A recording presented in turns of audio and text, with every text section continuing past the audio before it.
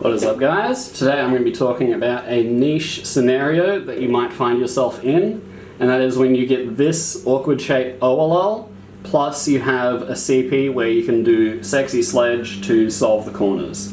And this is something you may want to do if you can get a good ELL case out of it. And the system I have devised is one that avoids the 4 ELLs that I personally don't like and wouldn't want to do in a solve. And those 4 cases are, there's the 2 that look like this, where you have the adjacent colored H, but you have a flipped edge in place, or you could also recognize the opposite corner on the side.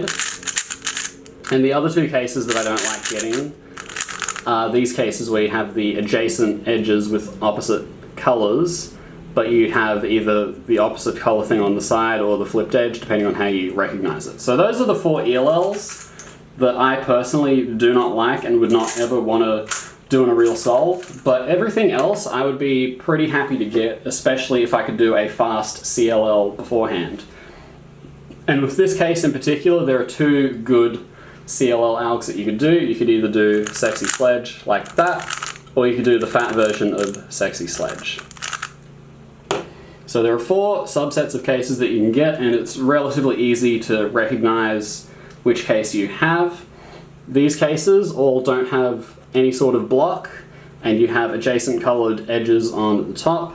These 2 are the same, except you have opposite colored edges on the top, and then the 6 in the back all have a block that you can preserve, which I will talk about in a moment.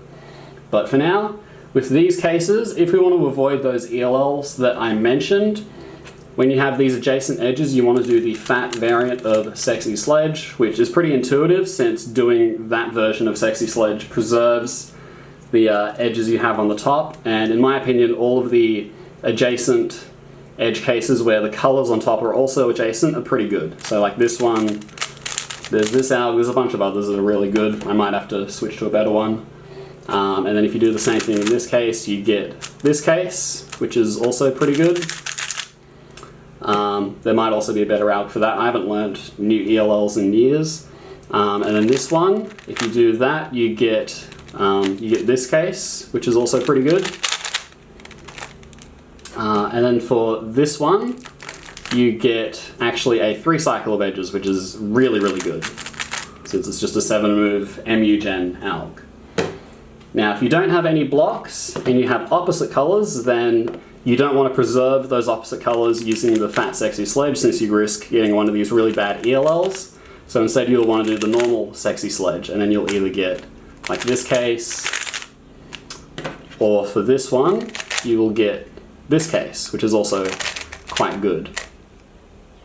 So that's what you do when you don't have a block. Now, what if you do have a block?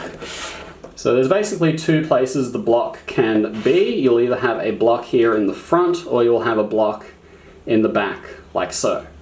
If you have it in the front, you generally want to do the fat sexy sledge, because this will give 3 cycles.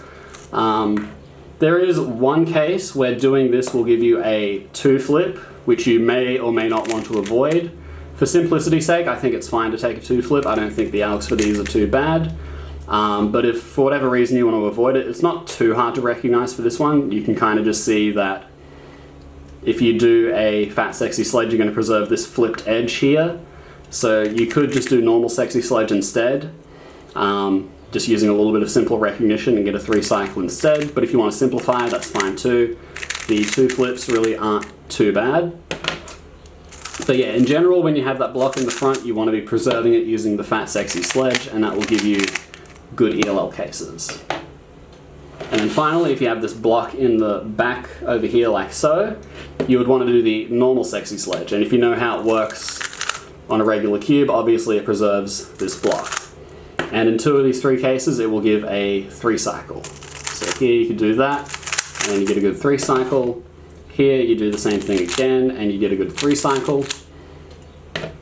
And then here's the one where you will get a 2 flip.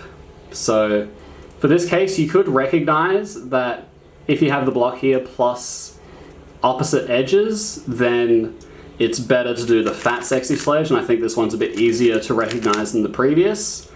But again, even if you just do normal sexy sledge, you'll get a 2 flip, and it's really not a huge deal. There are certainly worse ELL cases you can get, in my opinion.